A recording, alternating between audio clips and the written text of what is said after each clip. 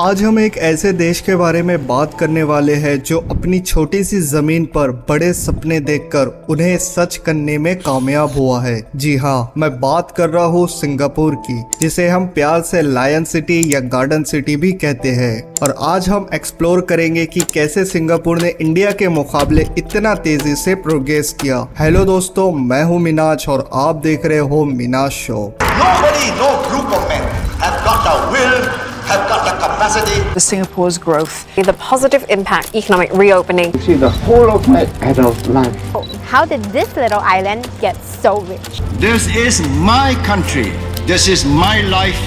This is my people. सबसे पहले आपको मैं शॉर्ट में सिंगापुर की हिस्ट्री बता देता हूँ। ये एक छोटा सा आइसलैंड था जहाँ पर पहले लोग फिशिंग और ट्रेडिंग के लिए आते थे, लेकिन धीरे धीरे इसके स्ट्रेटेजिक लोकेशन और ट्रेडिंग अपॉर्चुनिटीज ने इसे एक इम्पोर्टेंट ट्रेडिंग हब बना दिया। इसका स्ट्रेटेजिक लोकेशन का मतलब समझने के लिए सोचिए एक जगह जहां ईस्ट और वेस्ट का कनेक्शन होता है, यही सिंगापुर का पोजीशन है। इसलिए ये एक परफेक्ट प्लेस था ग्लोबल ट्रेड के लिए। इसका रिजल्ट ये हुआ, यहाँ पर अलग अलग देशों से लोग आते थे ट्रेड करने के लिए और इससे एक कल्चर मेल्टिंग पॉट बनता गया, यानी कि इधर हर तरीके के कल्चर के लोग आने लगे। इसी बीच ब्रिटिश रूल के दौरान सिंगापुर को ब्रिटिशर्स का फोकस मिला। उन्होंने यहाँ पर ट्रेडिंग को प्रमोट किया और इंफ्रास्ट्रक्चर को भी डेवलप किया। इस टाइम में सिंगापुर एक मेजर ट्रेडिंग पोर्ट बन गया जहाँ से गुड्स एक्सपोर्ट इंपोर्ट होती थी। उन्होंने अपनी इकोनॉमिक पॉलिसीज में काफी कुछ इम्प्रूव किया।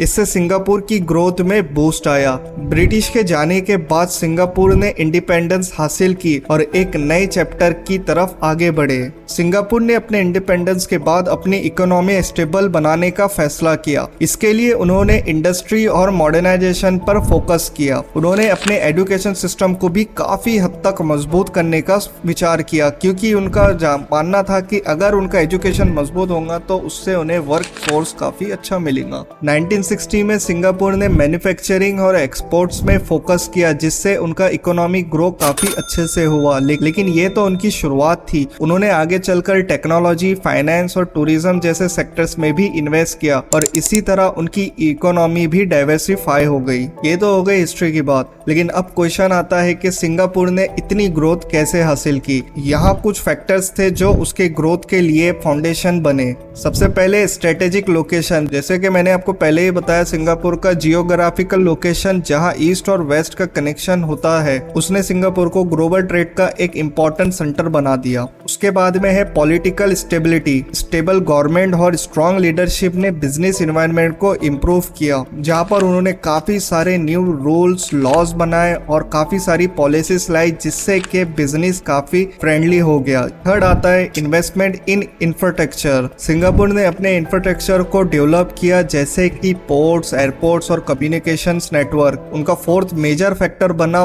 एजुकेशन सिस्टम पर उन्होंने इतना फोकस किया कि जिससे कि उन्हें स्किल्ड वर्कर्स मिले जो काफी कुछ न्यू उनके देश के लिए क्रिएट कर सकते थे।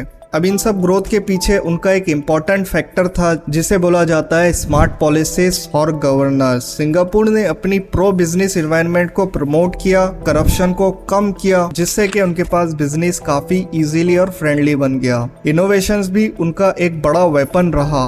उन्होंने टेक्नोलॉजी और रिसर्च पे इन्वेस्ट काफी किया और इससे उनका इकोनॉमिक ग्रोथ और मॉडर्नाइजेशन का रास्ता और भी आसान हो गया।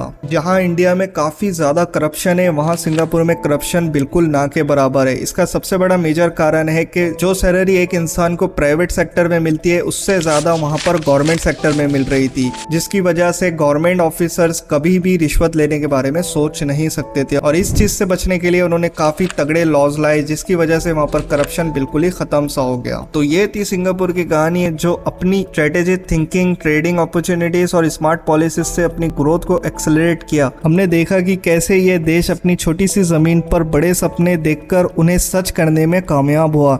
आज भी सिंगापुर एक ग्रेट एग्जांपल है कि कैसे प्लानिंग और गुड लीडरशिप से कोई भी कंट्री ग्रोथ आसानी से कर सकती है। तो उम्मीद करता हूँ मैं कि आपको ये वीडियो काफ़ी अच्छा लगा होगा। अगर आपको ऐसे वीडियोस देखने में इंटरेस्ट है तो आप मेरे चैनल को नीचे सब्सक्राइब ज़रूर कर सकते हो, जो कि बिल्कुल फ्री होता है। मैं मिलता हूँ आपसे अगले वीडियो में, तब तक के लिए टेक केयर, बाय बाय।